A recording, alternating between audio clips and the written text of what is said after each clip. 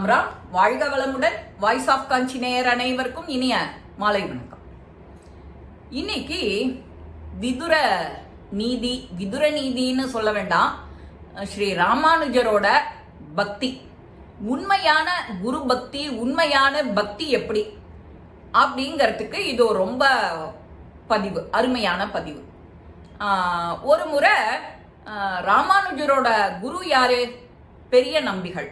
அதுல உங்களுக்கு எல்லாருக்குமே தெரிஞ்சிருக்கும்.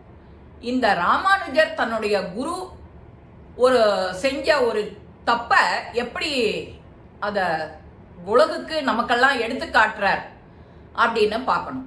தன்னோட குரு எது செஞ்சாலும் கரெக்டா செய்வார்.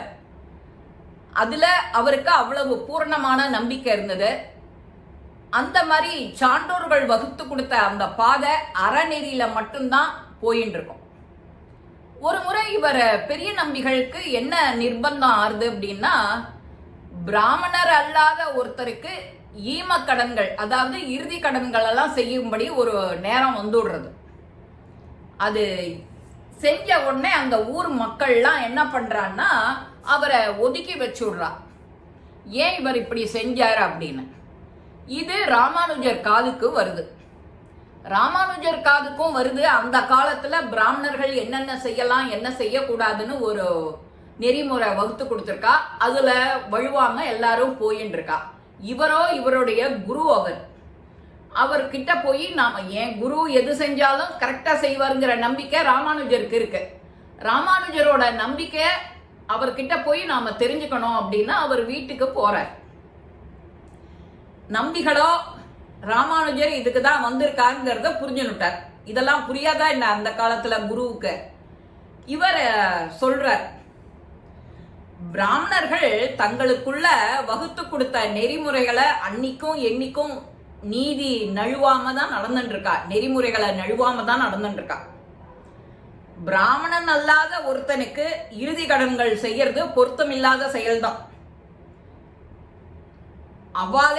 அவளுக்குன்னு ஒரு விதி வகுத்துன்னு இருக்கா. அப்போ அறங்கிறது என்ன?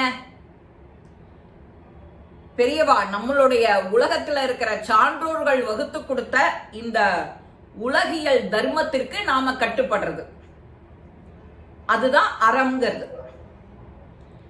பரவ குலத்துல பிறந்த ஜடாயுவுக்கு ஸ்ரீராமன் இறுதி சடங்குன செய்யறார்.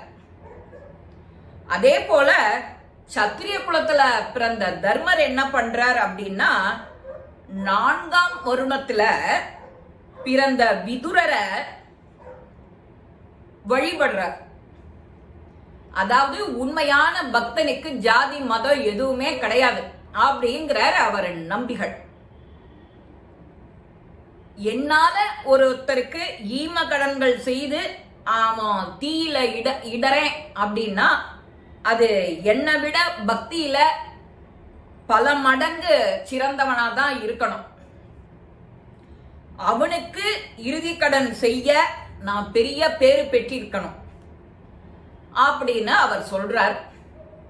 சொன்ன உடனே பெரிய நம்பிகளோட பதில ராமானுஜர் கேட்டு அவர் மனசு மகிழ்ச்சி அடைஞ்சு அவரை விழுந்து வணங்குறார். தன்னோட குருவான பெரிய நம்பிகளை யார் ஒருத்தர் உண்மையான பக்தி வச்சுட்டு இருக்காளோ அவளுக்கு என்ன வேணா செய்யலாம், அந்த பேரு நமக்கு கிடைத்திருக்கிற பெரும் பேரு அப்படிங்கிற பெரிய நம்பிகள். ராமானுஜரோட குருவான பெரிய நம்பிகள். இத நாமளும் எல்லா இடத்துலயும் பொருந்துக்கணும். அது நம்மளுடைய உண்மையான நட்பு அப்படின்னாலும், நம்ம குடும்பத்துல ஒருத்தரா இருந்தாலும், அவ எப்போ எதுல சிரமப்படுறாளோ உடனே போய் உன் கைய கொடுக்கணும். யோசிக்க கூடாது. அதுதான் நாமளே நமக்குள்ள ஒரு வழி செஞ்சுட்டு இருக்கோம். அதுவும் நம்ம கடைசி இறுதி கடனை செய்யறதுக்கே இப்போ நிறைய பேர் என்னெல்லாமோ ஒரு டீம் மாதிரி அமைச்சுக்கிட்டு எல்லாரும் செஞ்சுட்டு இருக்கா, ஃப்ரீயா செய்யறா. அந்த மாதிரி உன்னால என்ன பண்ண முடியுமோ அதை செய்ய. அவன் நல்லவன் கெட்டவன் அதெல்லாம் பார்க்க தேவையில்லை. உண்மையான பக்தன், உண்மையான ஃப்ரெண்டு எப்படி இருக்கணும்னா இப்படிதான் இருக்கணும். எதையும் எதிர்பார்க்காத அப்படியே செய்யற பக்தி. இந்த பதிவு உங்க எல்லாருக்குமே பிடிச்சிருக்கும். லைக் பண்ணுங்க, ஷேர் பண்ணுங்க, பெல் பட்டனை கிளிக் பண்ணுங்க, சப்ஸ்கிரைப் பண்ணுங்க. கமெண்ட்ஸ் பாக்ஸ்ல கமெண்ட்ஸ் போடுங்க. ஸ்ரீ மகாபிரிவா திருவடிகளே சரணம். நல்லதே நடக்கும். ஆனந்தமா இருப்போம் நண்பர்களே. வாழ்க வளமுடன்.